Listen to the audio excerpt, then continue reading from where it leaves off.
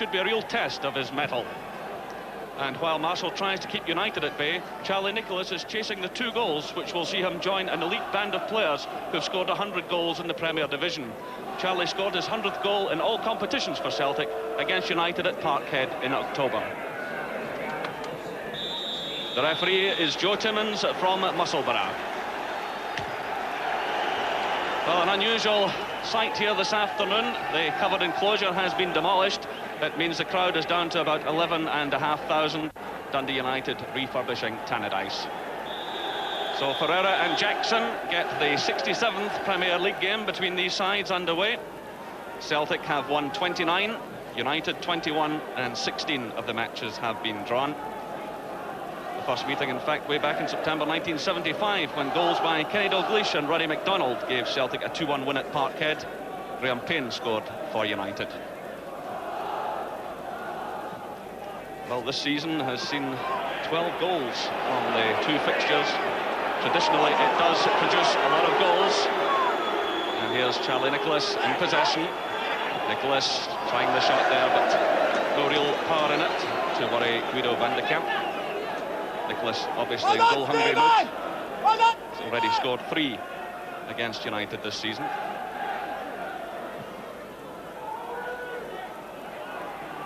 So Celtic's makeshift defence.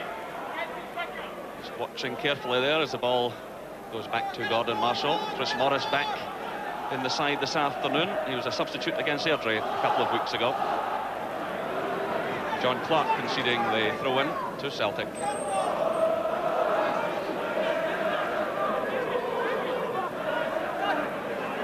Charlie Nicholas. Switching the play to Paul McStay, gets it onto his right foot.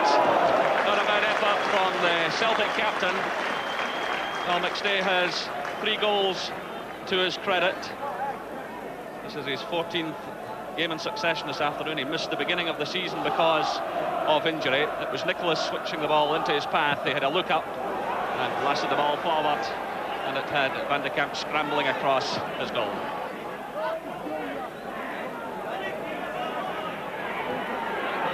Ferreira fouled by White. Free kick quickly taken.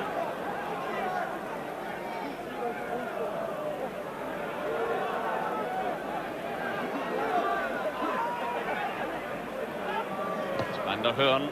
Long ball looking for the head of Duncan Ferguson. He gets the touch. The first time shot! Well, an excellent effort by Billy McKinlay, and that certainly had Gordon Marshall right across his goal. Good build-up. It was a long ball from Van der Hoorn onto the head of Ferguson. He knocked it into the path of McKinlay, and the first-time shot just past the post. Fine effort.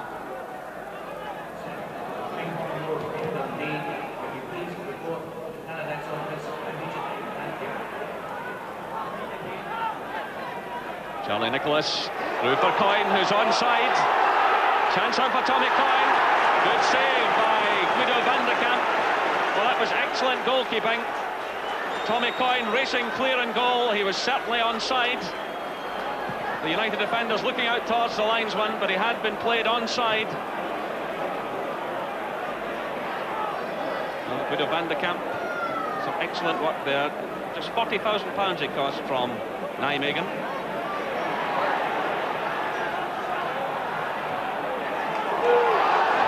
Through again, no offside flag. Tommy Coyne, another chance on. A fine save again by Van de Kamp, and it's cleared upfield by Brian Welsh. Still Celtic attempting to keep on the pressure.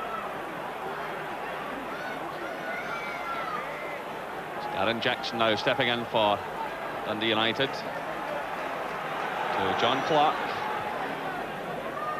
1-1 forward for Duncan Ferguson. Eric White's with him, so too is John Collins. He does well to retain possession. Now it's McKinnon. Ferguson again, back to McKinnon. McKinlay clipping it forward, but out of play for the goal kick to Celtic.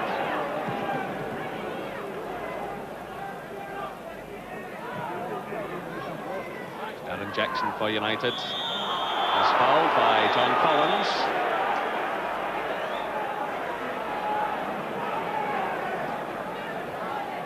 McAnally and Clark over the ball. Marshall organising the defence.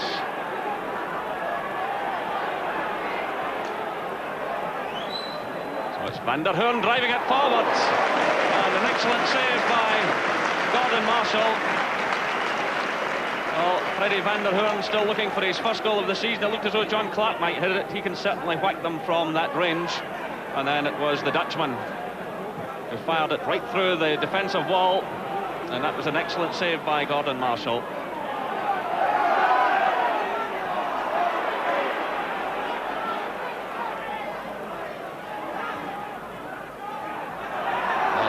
Ferreira taking a dive there. The referee is not fooled by it. The ball's played through to Tommy Coyne. Charlie Nicholas. That's O'Neill inside the penalty area. Coyne playing it forward. Charlie Nicholas with the snapshot. Good play by Celtic. Good build-up. Good passing movement. Charlie Nicholas always at the heart of it. Sending the ball through there to Brian O'Neill. And there was Coyne into the path of Nicholas. The first time shot just inches away.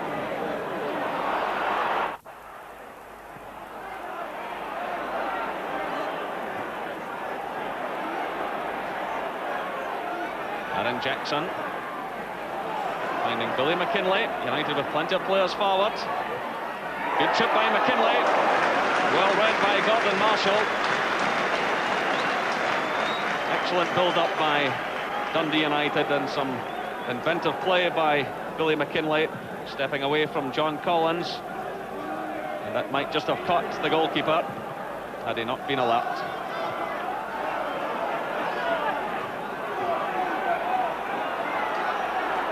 Jackson stepping in for United to Ferguson.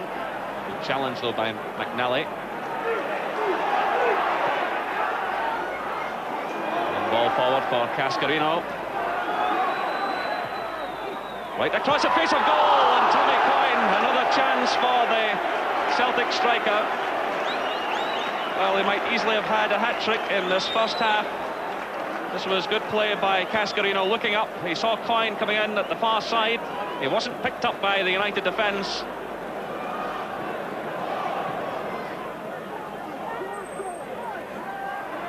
Jim McAnally. McKinlay. Well, no free kicks as the referee is. He was challenged by John Collins. That's rough justice for Dundee United. He seemed to have beaten the Celtic player and was taken down. But now Celtic on the counter-attack. It's Collins. Headed away by Welsh. Only as far as Nicholas. Paul McStay.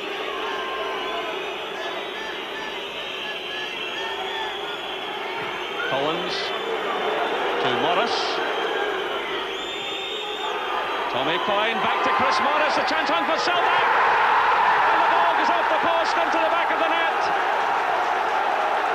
40 minutes gone. And Chris Morris gets his first goal of the season. This was a happy hunting ground for him. I remember him scoring a terrific goal here a couple of seasons ago. Well, it was delightful play between himself and Tommy Coyne. And he raced clear into the penalty area. The ball clipping the post before going into the net. So Dundee United 0, Celtic 1. It's Darren Jackson for United. The chance on for Duncan Ferguson. The ball going behind. The referee giving the corner kick. Gordon Marshall was diving away to his left. Well, what a chance there for United to get back on level terms. A break forward by United, almost catching Celtic. Ferguson's shot.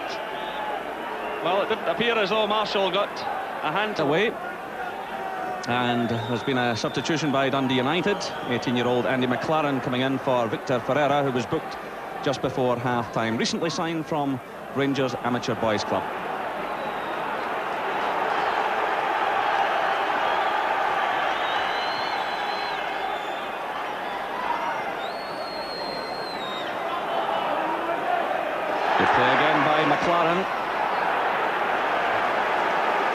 And Celtic will have to pay some particular attention to him. That was Paul McStay making the challenge. So a bit more urgency about United's play in this opening stage. And McLaren again fouled. John Collins the culprit.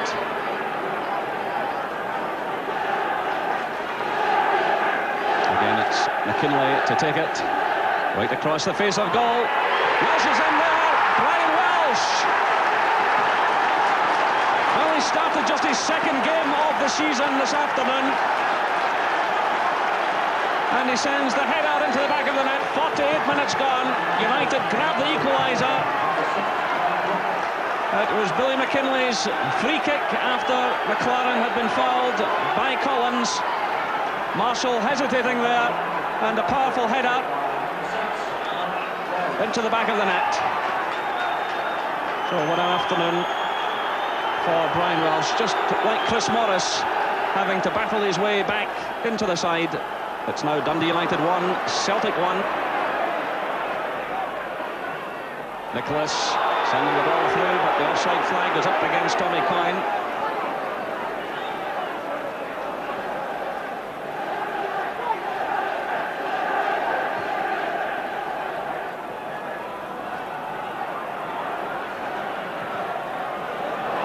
Another high ball played in. Marshall going for it, he's lost it. And the ball dipping behind for the corner kick. Well, it's a different story in the early stages of the second half. Marshall committing himself for the ball. Duncan Ferguson was up there as well. And as it broke away there from McNally, the chance falling to United.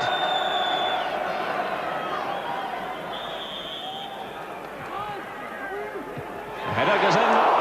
That was Billy McKinlay. It was headed off the line there by John Collins. United have it again though. Well taken by Gordon Marshall. Well, McKinlay coming very close to giving United the lead. No pass, climbing for it, then conceding the free kick for his challenge on Brian O'Neill.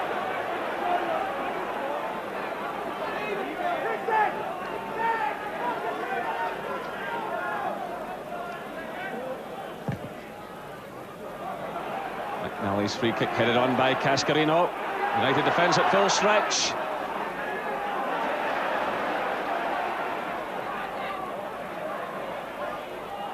Paul McStay getting in the cross, a good one too. And the ball ricochets off Tommy Coyne into the hands of Guido van de Kamp. So excellent play by Paul McStay, taking on Jim McInally, firing in an excellent cross. And the ball headed on there by Tommy Coyne.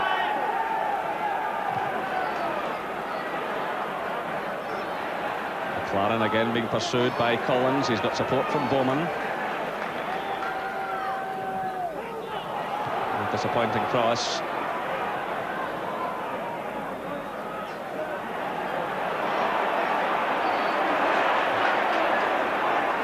McStay stepping in for Celtic. Well, an incident off the ball. Bowman involved there, I think, with Fulton. So Fulton being spoken to by the referee, and the yellow card shown.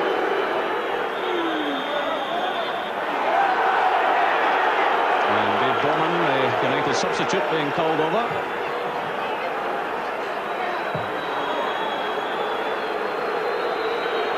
He now pleads his case. Moving forward there, the referee wants to speak to the player on his own, and the yellow card shown again. So that's 4 bookings in this match: Ferreira and Bowman of Dundee United, O'Neill and Fulton of Celtic. And the match restarts with a free kick to Celtic. Gascarino getting the touch on. Van der Hoorn makes the challenge on Nicholas, and Celtic has the throw-in.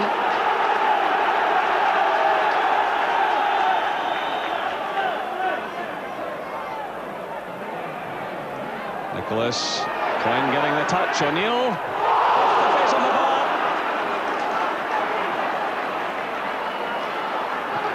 was brilliantly struck by Brian O'Neill, but now United counter-attacking. Derek White heading clear.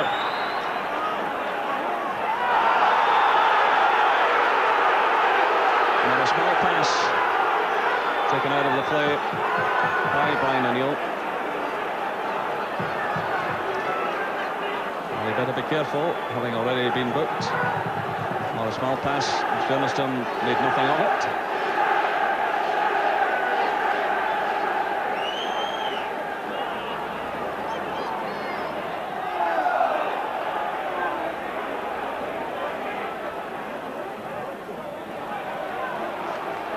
It's McLaren sending the ball out of play for the throw-in to Celtic.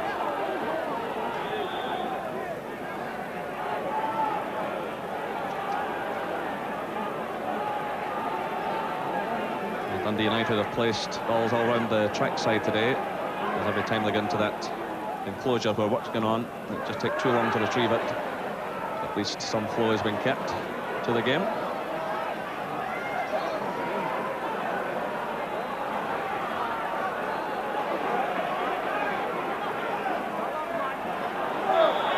Free kick against Ryan Welsh. So a chance perhaps for Celtic to do something here.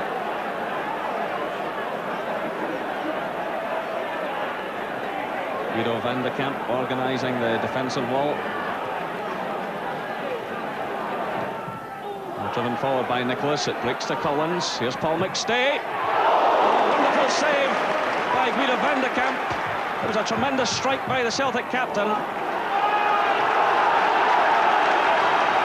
Just listen to the Celtic fans. Nicholas's shot was blocked by the defensive wall. It broke to John Collins, and then it was McStay with a terrific effort.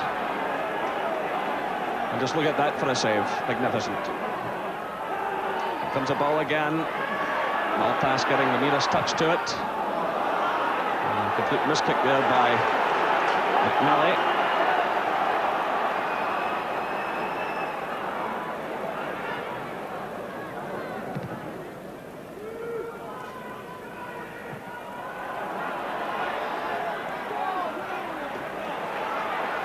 McKinlay for United. McNally sending the ball out of play for the throw-in. It's Bowman and looking for the head of Duncan Ferguson. And also committing himself. Malpass with the shot there, but it's blocked by Derek White. And what a chance for United. Both sides having chances in these closing stages. Now it's Celtic on the break. Charlie Nicholas. Joe Miller's on the far side of the box, screaming for the ball. Still Nicholas. Great play by Charlie Nicholas. Cascarino's in there. John Collins just keeping the ball in play. Perhaps another chance here for McStay. No, it just falls behind him. Picked up now by Joe Miller. And well held by the goalkeeper. The flag, in fact, had gone up.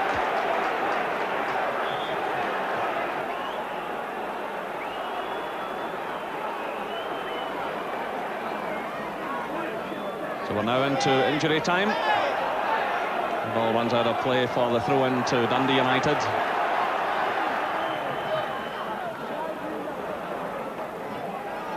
Headed forward by Clark. Looks now into the path of Charlie Nicholas. Joe Miller racing clear. Well, I remember him scoring a dramatic winner here a few years ago. This time he just misses. Well, Maurice Malpass chasing all the way. What a chance for Joe Miller to wrap up the points for Celtic. Malpass chasing him all the way, and the ball just wide of target.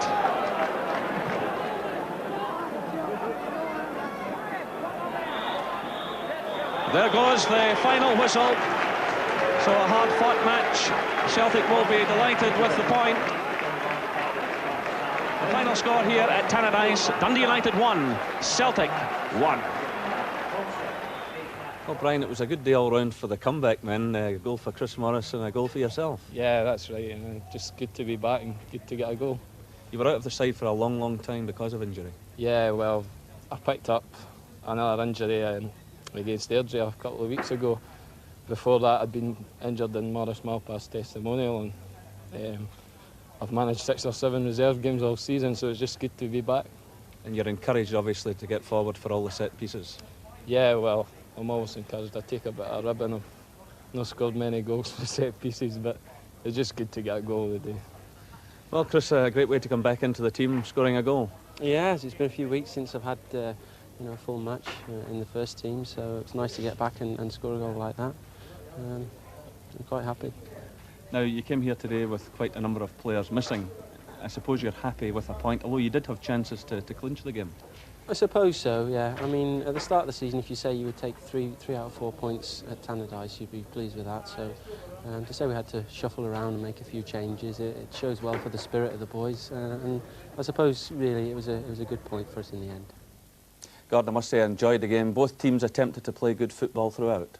Yeah, I thoroughly enjoyed the game. It was open attacking football, and as you said there, I mean, the atmosphere never helped, obviously, with that enclosure being down at the other side, but it didn't seem to upset the players, and I thought it was a smashing match, and I thought possibly at the end of the day Celtic created the better chances and were unfortunate not to take 2 points back to Glasgow. Now, Chris Morris, as we heard there, has had to fight his way back into the team because of the form of Mark McNally, but he looked fairly comfortable and enjoyed that central role. Yeah, I think yesterday Liam Brady would have been a worried man, you know, Galloway, Gillespie, Mowbray, going up to Tannadice without those 3 defenders, but he slotted into an unaccustomed role for him, and he played with a great deal of composure in that position, always made himself available, knocked a few passes about, and slotted in nicely alongside Derek White. And this is a smashing tackle here for a defender when you've got a forward running at you in a situation like this. And as I said, Derek White handled the threat of Duncan Ferguson very well yesterday, and it was a really good, solid performance. Young Mark McNally, this is a terrific goal, build up for the back, a lovely little 1-2 and a nice little chip over the goalkeeper. Young Mark McNally as well, getting some smashing tackles in the right back position. And of course, he's been keeping Chris Morris out. It gives Liam Brady other options now. Now, Charlie Nicholas has another birthday coming up, his 30th. It shouldn't worry a player of his talent. He's still got a wonderful touch about him, has Charlie, hasn't he?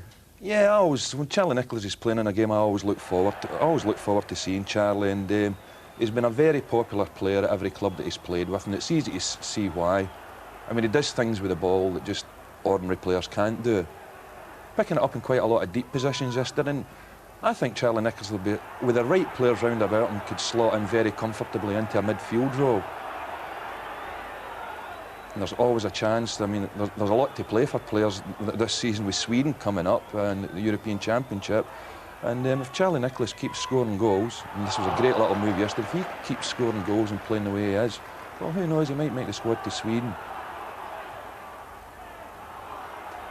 This is him picking the ball up on the left, and it's, as I say, this is a nightmare for defenders. Somebody with such good control as Charlie Nicholas running at you, and it was a little bit of recovery tackle at the end by Billy McKinley stopped Charlie Nicholas getting what would have been a terrific goal. Now, that was our second look at Guido van de Kamp, the Dundee United goalkeeper. Only £40,000 he cost from Nijmegen. Always spectacular to watch in action. Yeah, I mean, there's a lot of foreign goalkeepers seem to be cropping up in British football now. This is Dundee United getting caught square. They got caught square a few times at the back yesterday. Tommy Coyne's, maybe his control let him down there initially, but it was still good goalkeeping. And as I said, there was a lot of foreign goalkeepers in British football now. Manchester United, Spurs, of course Theo Snelders at Aberdeen. Something that there hasn't been in